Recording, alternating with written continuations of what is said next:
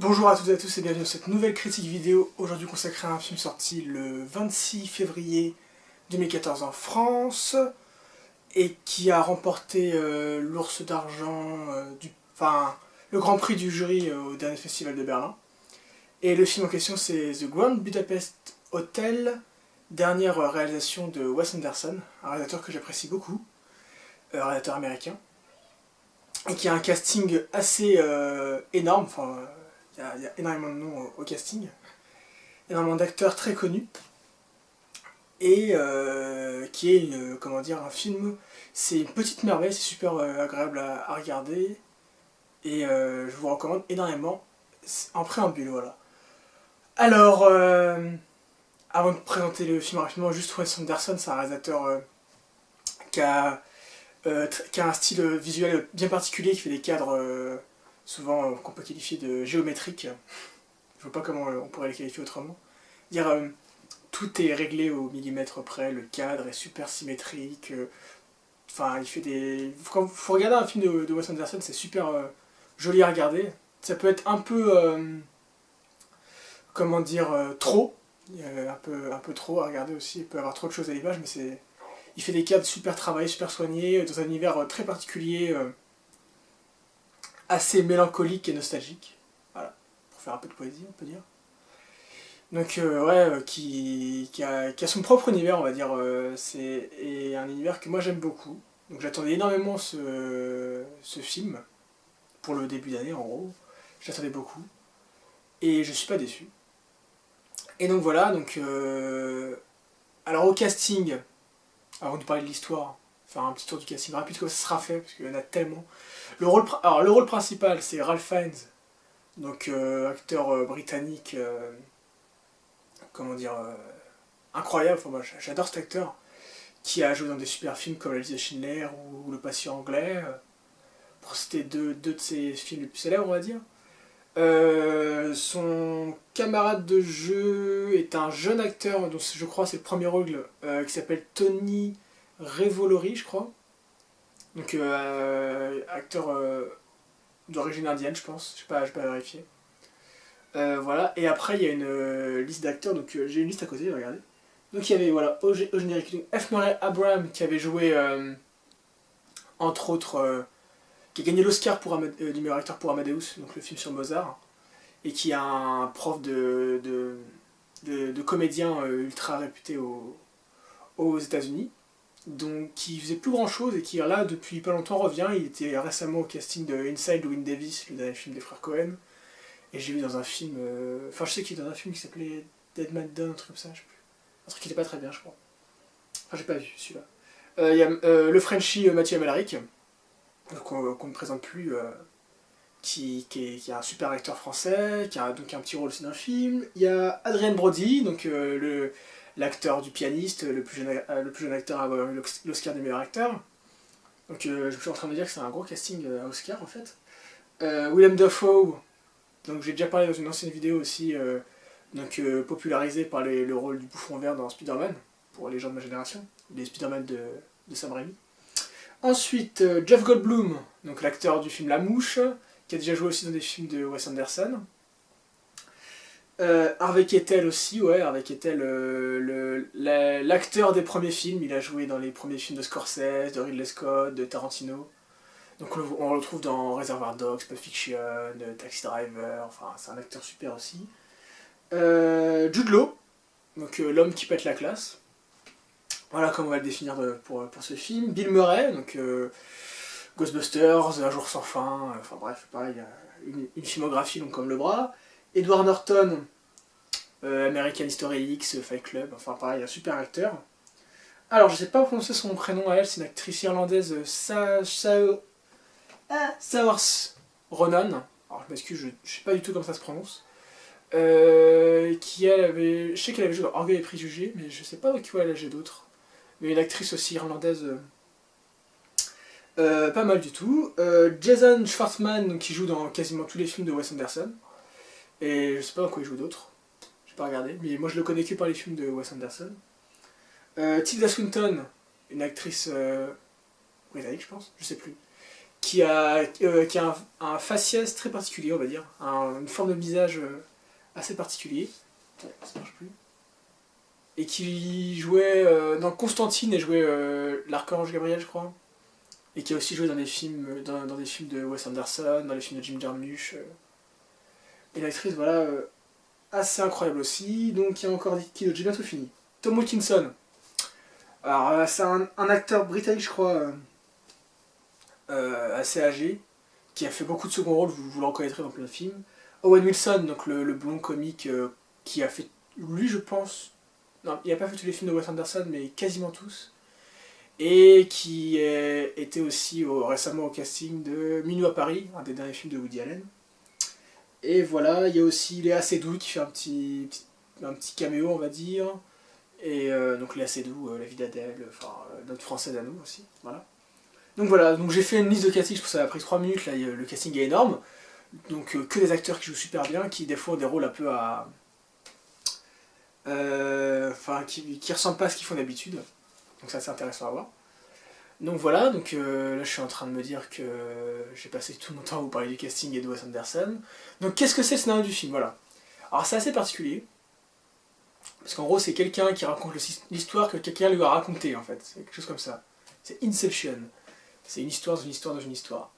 Alors ça commence avec un auteur qui vient juste de décéder je crois, ouais c'est quelque chose comme ça, et qui a écrit un bouquin qui s'appelait The Grand Budapest Hotel. Et en fait, il avait rencontré le lobby boy, donc c'était interprété par le jeune, la Tony Revolori et F. Murray Abraham en plus vieux.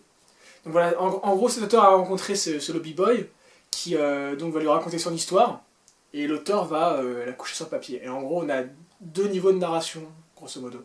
C'est ça en fait.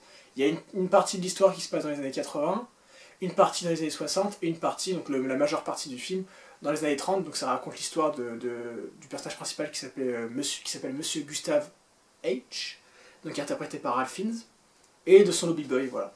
Donc ça raconte ça et ses mésaventures. Et tout de suite, je parle vite fait de la mise en scène parce que c'est super, super cool, super intéressant. Donc 3 époques différentes, donc 3 formats d'images différentes. Chaque format étant approprié à chaque période. Alors grosso modo dans les années 80 c'est le format 35 mm, donc ultra classique, ultra, enfin ce qui a été utilisé dans la majorité des films à partir des années 70 jusqu'à quasiment aujourd'hui, jusqu'à la fin des années 90. Donc le format 35 mm c'est le format de projection classique, popularisé on va dire, voilà, dans cette période là. Les années 60 c'est le cinémascope, donc le cinémascope c'est le format super large, super étendu avec quand on le passe à la télé avec les bandes noires dessus. Donc le format des westerns, des grands films d'aventure. Et dans les années 30, c'est le format qu'on peut qualifier de 4 tiers. C'est pas vraiment un 4 tiers, mais c'est quasiment un 4 tiers télé.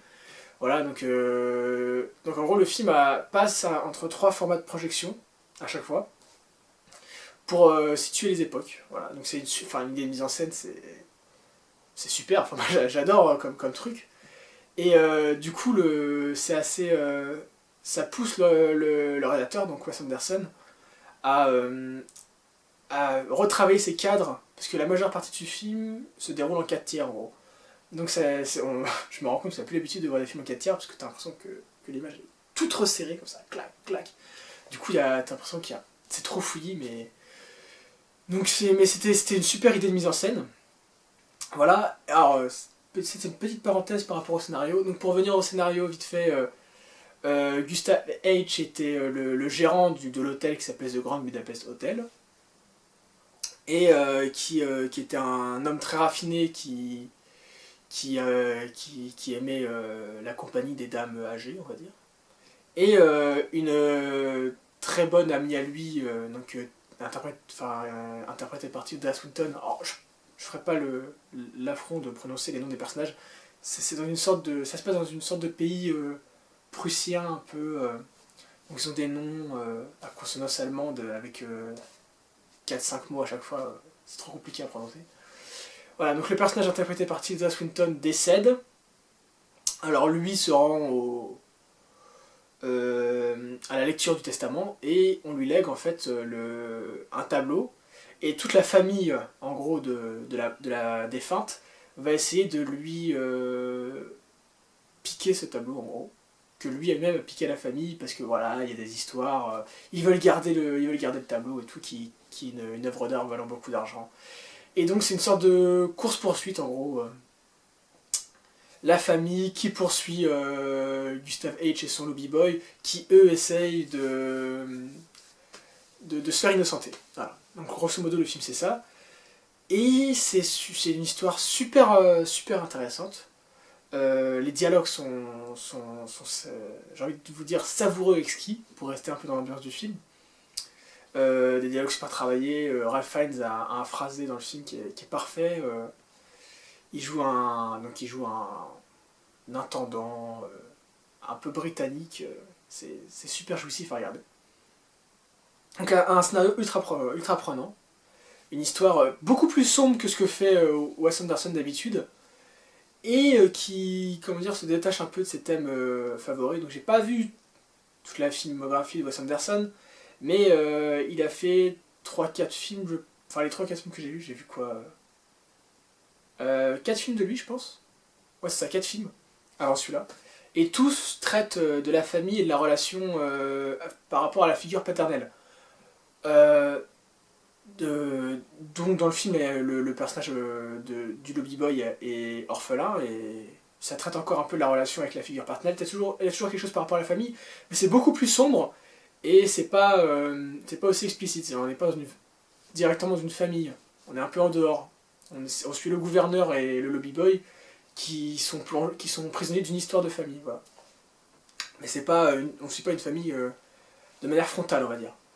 Et c'est assez intéressant parce qu'il commençait peut-être à tourner en rond, un peu ce réalisateur au niveau de ses thèmes. Sa mise en scène, bon, il a révolutionné un petit peu avec, je vous parlais de ces histoires de cadres, différents formats d'images. Et qu'est-ce que je voulais dire à la base? Et oui, donc ces thèmes, il s'en éloigne un petit peu, enfin, il renouvelle un peu sa thématique, et c'est super intéressant à regarder. Enfin, je vais peut-être pas être complètement objectif parce que j'ai adoré le film. Enfin, j'ai passé un super moment au cinéma. C'est pareil, un des meilleurs films que j'ai vu cette année. Je pourrais faire un trio de tête avec To Ever the Slave et Robocop. Et donc, de quoi je voulais vous parler encore? Parce qu'à part vous dire que la mise en scène est super, le scénario est super, le jeu des acteurs est super, la musique est super aussi. C'est Alexandre Desplat, donc encore un Frenchie, donc beaucoup de français dans le film. Mais je sais que Wes Anderson aime beaucoup la France, il en parle plus souvent. De quoi je pourrais vous parler encore je sais pas.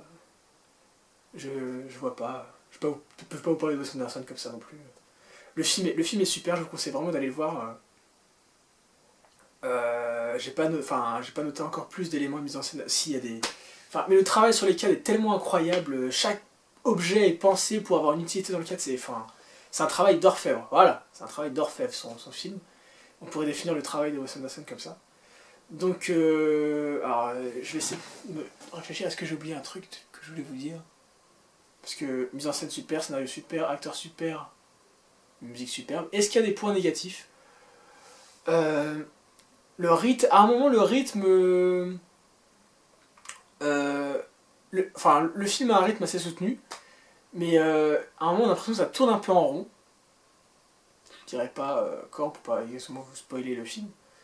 On va dire qu'au milieu du film, ça commence un peu à tourner en rond. On se dit qu'il faudrait que ça renouvelle le film.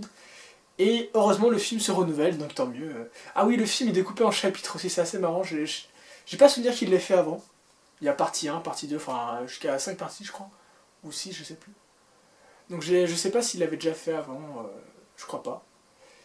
Voilà, donc je vais conclure. Hein, j'ai pas grand chose à dire sur le film à part qu'il est super, que je vous conseille vivement d'aller le voir. Que je suis ravi de. J'ai pas été déçu de mes attentes. Un casting énorme, un réalisateur que j'aime beaucoup, une musique excellente en plus, donc ça aide beaucoup. Et je vous conseille vivement d'aller voir donc, The Grand Budapest Hotel, qui est un super film. Je vous conseille d'aller voir d'autres bons films, d'excellents films même. Et je vous dis à une prochaine. Ciao!